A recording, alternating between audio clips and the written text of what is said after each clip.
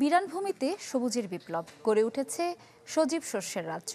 খুলনার পাইকগাছায় খালের পাড়ে পতিত জমিতে ১৭৩ প্রজাতির ফল আর সবজি চাষ করে তাক লাগিয়েছে এক উদ্যোক্তা। আশা করছেন মাছ চাষের পাশাপাশি ফসল আবাদে প্রায় কোটি টাকা লাভ থাকবে।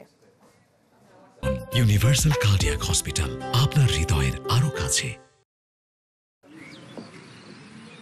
চারিদিকে সবুজের সমারোহ, যতদূর চোখ যায় শুধু ফসলের বুনো সৌরভ।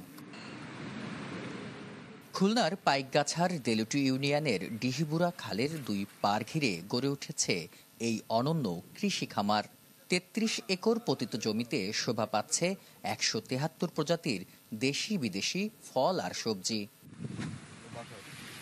কৃষি সম্প্রসারণ অধিদপ্তরের পরামর্শে খালে মাছ চাষের পাশাপাশি পাড়ের পতিত জমিতে ফল আর সবজি চাষ শুরু করেন উদ্যোক্তা বিধান মণ্ডল।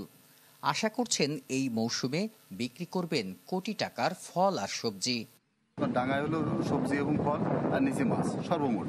তা আমার উপরে সবজি এবং ফলে গেছে আপনার হলো ৩৬ লাখ টাকার মতো খরচ। তো আমি আশা করতেছি আমার শুধু ডাঙার সবজিতে আমার ১ কোটি টাকার মতো কেনা বেচা হবে।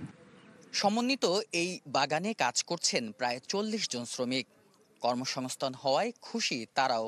তরমুজ লাগাইছে, সাম্পাম লাগাইছে, উস্তে লাগাইছে, ভেন্ডি লাগাইছে, মানে প্রায় সব ফসল ওখানে লাগাইছে। সবজি উৎপাদন করে এখানে এখন সর্বনিম্ন ৪০ থেকে ৪৫ জন লোক পার ডে কাজ করে। ওনার কাজ দেখে আমরাও কিন্তু এখন খুশি হচ্ছি। আমরা সাইডে আরো কিছু কাজ করবো, যাতে ভবিষ্যতে ওনার পরিকল্পনা দেখে এলাকার লোক বহু খুশি ওনার করে। উপকূলীয় অঞ্চলের কৃষিতে এমন সাফল্য ইতিবাচক হিসেবে দেখছেন কৃষি কর্মকর্তারা।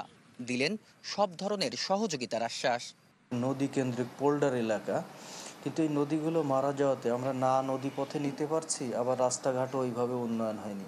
আমরা সংশ্লিষ্ট বিভিন্ন দপ্তর আছে, সেখানে আমরা যোগাযোগ করব যাতে আমাদের এই উৎপাদিত কৃষি পণ্য সহজে মার্কেটিং করতে পারে। সমন্বিত কৃষি খামারটি গড়ে তুলতে ব্যয় হয়েছে প্রায় ৩৬ লাখ টাকা। বিলাল হোসেন সজল, চ্যানেল 24, খুলনা।